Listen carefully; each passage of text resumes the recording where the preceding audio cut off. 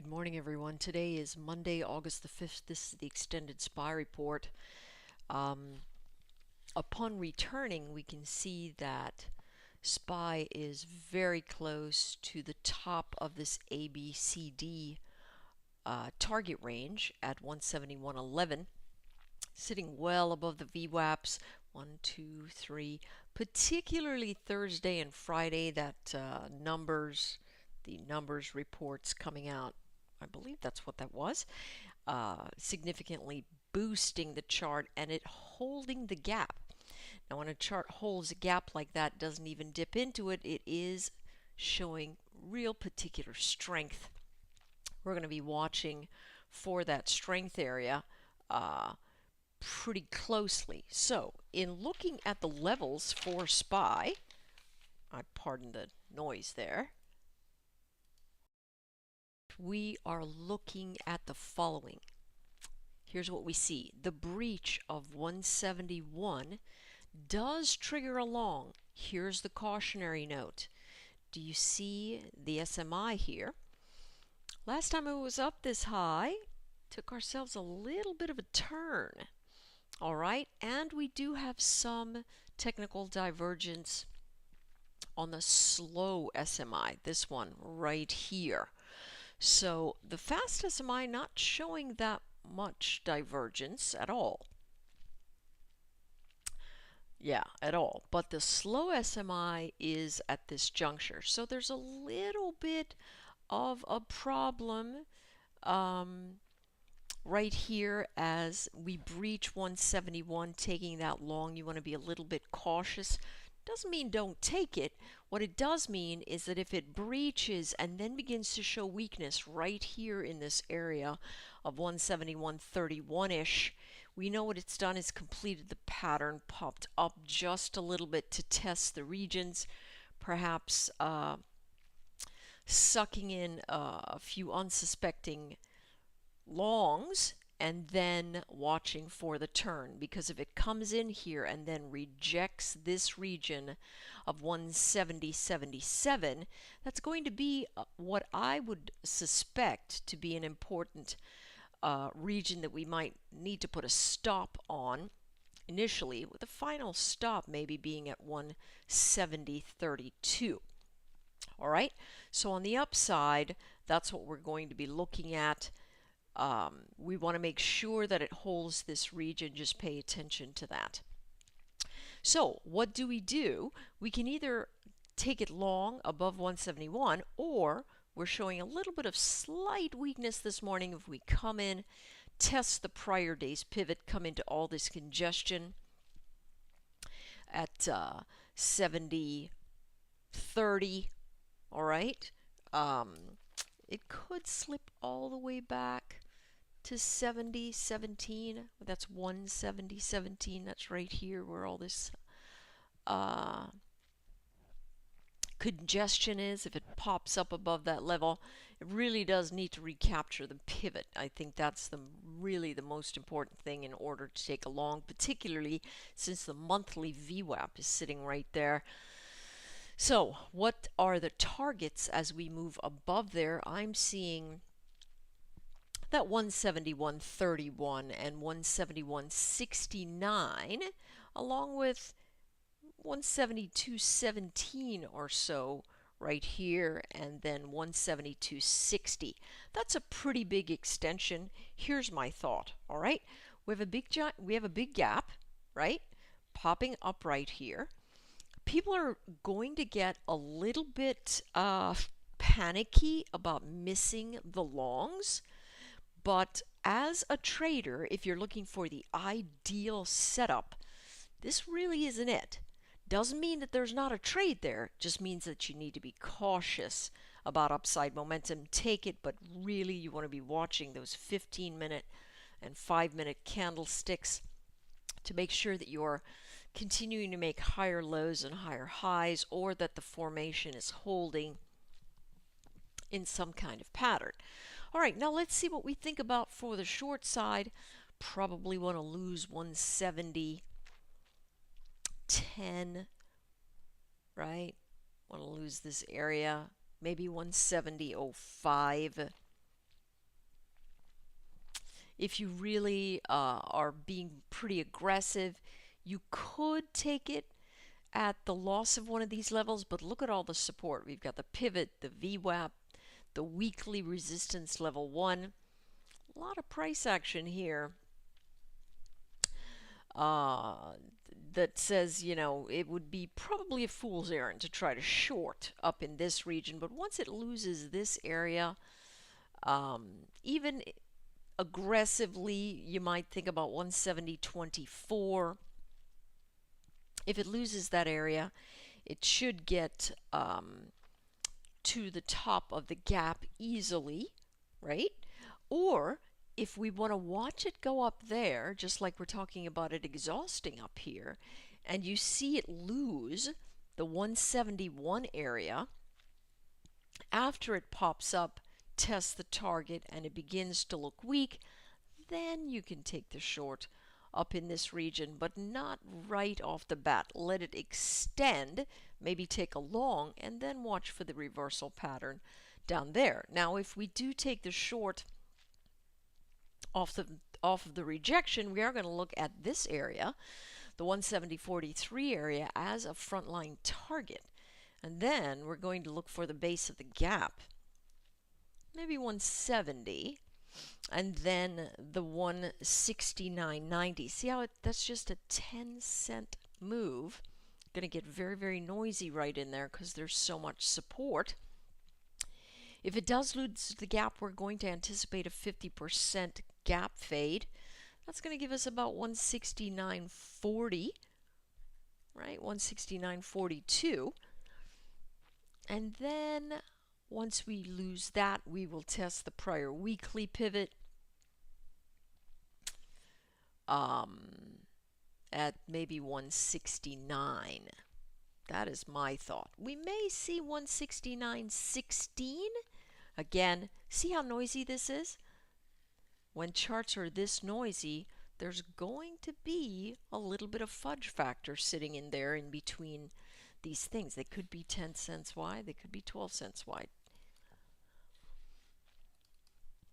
IWM doing the same thing, ABCD pattern, not extended to the top quite the way this one is.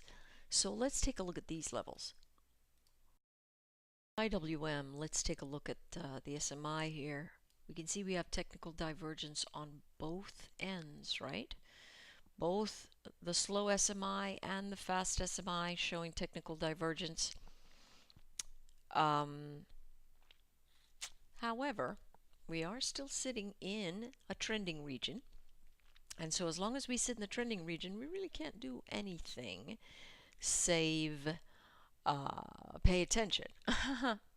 That's all we can do. So let's watch. The long could be the breach up above 105.35 here, right? Or we could come in, test the pivot, and then pop back up above this 104.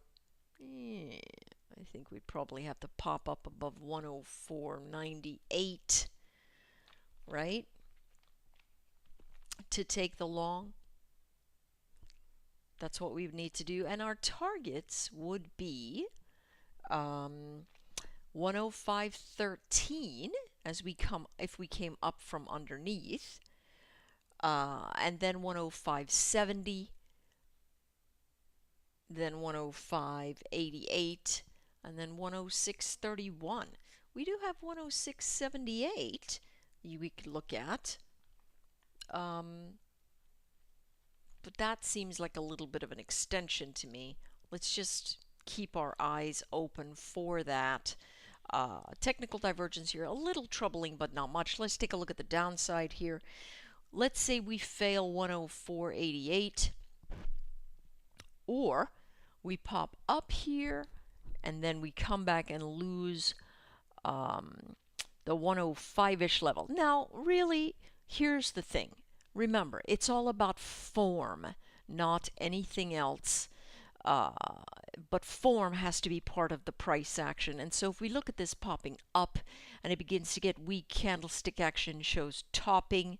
It can't seem to hold its highs. It's coming back to test support areas over and over again.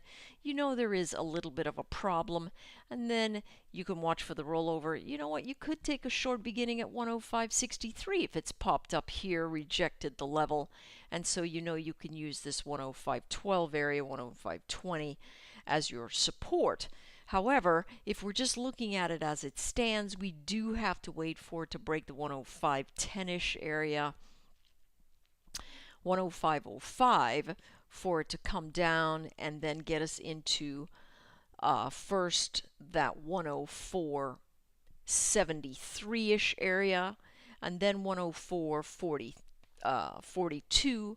Finally, 104 would be the next space, and then the fill of the gap at 103.67 to 103.69. Let's put 103.69 there, be a little bit safe. If it does fade in there and it comes down to test the 50, which could be a possibility, we're looking at 103.40. And that's what we're seeing with the IWM. Let's take a look quickly at the Qs. That's next in the game. Q's not really showing too much divergence. It is present. Slow divergence has been present along all the charts. And fast divergence here also occurring, but look at the slope. Sloping action telling us there's no particular decisions right here to stop moving. Notice we've got the top of this pattern, 127.2. That, right, a little, an extension of the Gartley, like this one up here, right? The extension of the Gartley, everything holding, not exact, but holding pretty stinking well. So that's what we're going to think about where this is moving. Let's get this a little bit bigger. Gotta love these motive wave charts. Okay, hang on 2 secs. Let's get these numbers. All right, as we look at the Qs, what we're seeing is, look at this nice stair step. See all the higher lows, higher highs? That's what's creating this steep price action here. No flattening, so we've got acceleration sitting above the monthly VWAP. This is one of the few charts that is showing solid acceleration, even though there is technical divergence. Not really what we love to see, really. Ideally, that's not the right formation. But if we breach 77, we have no alternative but to go long, simply because that's what the chart is telling us to do. If we breach the prior high in a formation like this, it's telling us that in likelihood there is a higher high to be expected, but the technical divergence should make us a little bit skittish. We need to stare at it quite carefully. 77.24, the first target, 77.49, the second target, 78.07 all the way up here. Now we could, we could end up seeing something at 77.90 first, and so keep your eye open there to see if we see any weakness. And then we've got the 2618 of, that's this wave right here, right? Gives us 78.17, but the bigger target, the bigger number is 78.50. Looking on the short side, we've got to lose 76.53, or if we pop up here, begin to look weak, then we lose 76.98. And it begins to take us down into these levels. First one is going to be the actual breakpoint of 76.50-ish, 76.53. Then we'll stair step down into 76.40. See all the congestion, right? Also the pivot. If we lose that area, we'll come into the top of the gap. That's 76.20, 76.22.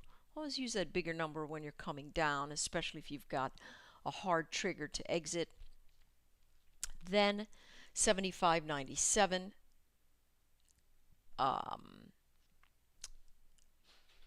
Yeah, I would say 75.97. I initially had 75.92. I think 75.97 probably a better number there. And then into the base of this congestion,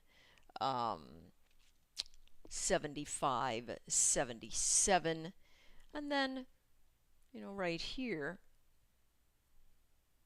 which I think would be a very, very big space, would be 75.58 to 75.60. Right? Now, if it loses that level, of course, it's going to come into this space because there is a bit of a gap left, and that's 75.36. But outside of that, I mean, that's what we're looking at right there. Okay, be careful if the charts begin to pop up. Know that it is a high likelihood that we have a little bit of an exhaustion event, but it should not stop us from taking the long. Charts are aggressive. People are really panicky about getting involved. And so it could propel it up for a nice little press to the upside before rotating. Good luck trading.